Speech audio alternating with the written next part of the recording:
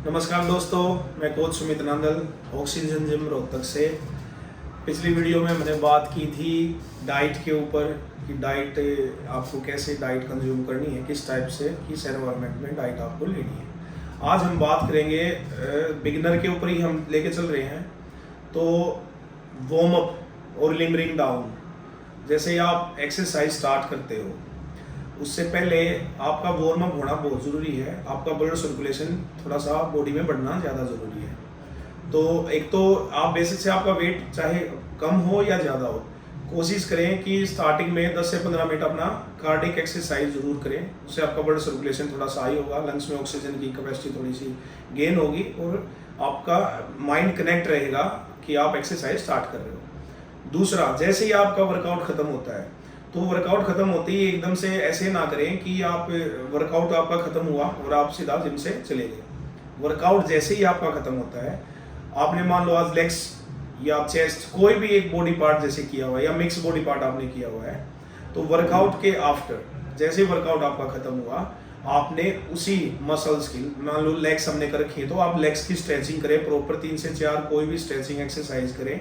और ड्यूरेशन होता है, जैसे वार्म अप में ड्यूरेशन रहता है स्ट्रेचिंग का 4 से 5 सेकंड का, 10 सेकंड मैक्सिमम। और जब आपने पोस्ट जब स्ट्रेचिंग करते हैं आफ्टर वर्कआउट, जब आप लिमरिंग डाउन में जाते हैं तो आपको उसी मसल्स का, मान लो लेग्स किया तो लेग्स में हमने स्ट्रेचिंग करके आपको 10 सेकंड से लेके 20 सेकंड तक या 30 सेकंड तक उस पर सेम प्रेशर बना के रखना है, स्ट्रेचिंग करके होल्ड रखना है पार्ट को।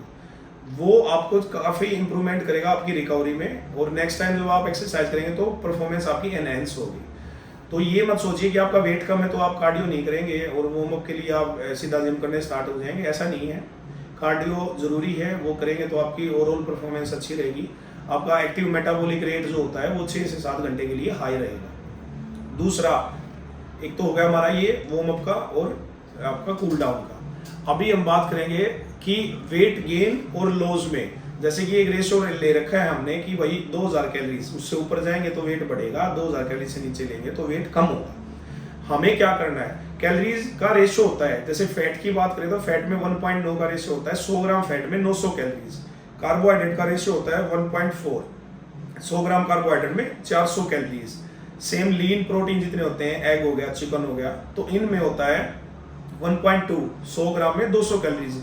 डेयरी प्रोडक्ट जितने रहते हैं उनमें 1.4, 100 ग्राम में 400 कैलोरीज। तो आपको वो कैलोरीज, आपकी जो 2000 कैलोरीज बनती है ना, वो आपको इस टाइप से लेनी कि आप 40% कैलोरीज तो अपनी प्रोटीन से लेंगे, 40% आप कैलोरीज अपने कार्बोहाइड्रेट से लेंगे और 20% आप लेंगे फैट से।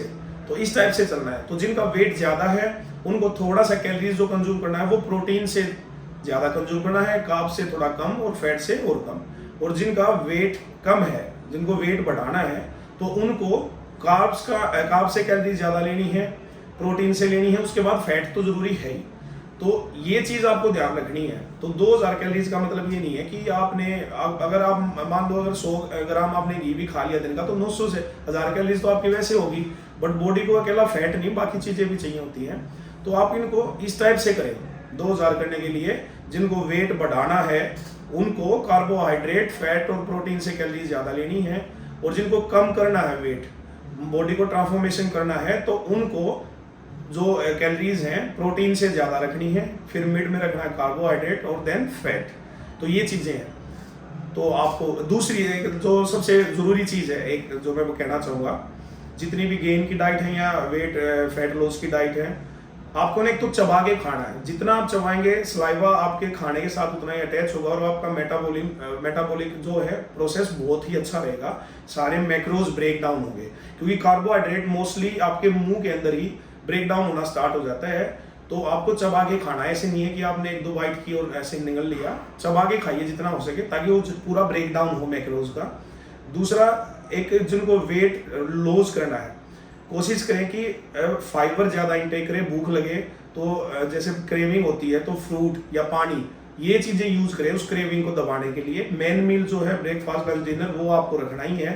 बाकी जो भूख लगेगी आपकी मिड स्नैक्स में, तो उनको आप ऐसे कंज्यूम करेंगे, जैसे पानी पी लिया, फाइबर में आपने कुछ भी जैसे फ्रूट ले लिया, पपाया खा लिया, पाइनएप्पल ले लिया, सैलेड यूज़ कर ली, तो आपको इस टाइप से रखना है। और दोनों के लिए वेट गेन और रिड्यूस पानी कम से कम आप 3 लीटर तो मिनिमम होना चाहिए, 3 से 3.5 लीटर आपका एक दिन का पानी होना ही चाहिए, बहुत जरूरी है। चाहे आप उसको आपकी डाइट को ही, आपके मैक्रोज भी आपकी बॉडी में जब भी ट्रेवल कर पाएंगे जब आपका वाटर लेवल अच्छा रहेगा बॉडी का, क्योंकि जितना ब्लड सर्कुलेशन ब्लड के साथ आपका पानी ज्यादा रहेगा आपके बॉडी के अंदर, तो आपके मैक्रोज अच्छे से फिल्टर हो पाएंगे। जैसे कि प्रोटीन हम जब डाइजेस्ट हमारी किडनी फिल्टर करती है, तो पानी ज़्यादा रहेगा तो आपको स्टोन की प्रॉब्लम नहीं आएगी, डाइजेशन सिस्टम आपका ज़्यादा बेटर रहेगा। बॉडी में कहते हैं ना कि गर्मी बढ़ जाती है, तो गर्मी नहीं बढ़ेगी एक तरह से। तो पानी आपने दोनों ही हालात में, चाहे वेट रिड्यूस कर रहे हो या गेन कर रहे हो, बहुत ज़रूरी है। मसल्स इंप्रूव करने हैं तो पानी तो बहुत ज़रूरी है आपके लिए।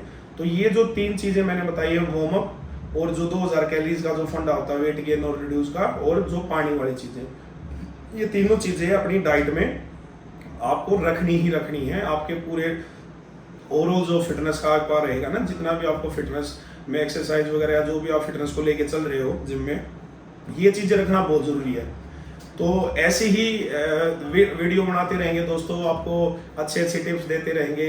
छोटी छोटी जो बारीकियां होती हैं, जो हमारे आसपास में गड़बड़ होती है, वो हम आपसे शेयर करेंगे, उन्हीं से ही आपके इंप्रूवमेंट बढ़ेंगे। मिलते हैं नेक्स्ट वीडियो में दोस्तों, जुड़े रहिए हमारे साथ, सब्सक्राइब कीजिए हमारे चैनल को, फॉलो कीजिए। ऐसे ही अच्छी अच्छी जो टिप्स होती हैं, जो छोटी छोटी बारीकियां हैं, वो आपके साथ शेयर करते रहेंगे, और इन्हीं बारीकियों से आपकी जो फिटनेस का जो एक्सपीरियंस है वो बहुत अच्छा रहेगा, और आपको इम्प्रूवमेंट काफ़ी मिलेंगे बॉडी के अंदर देखने को।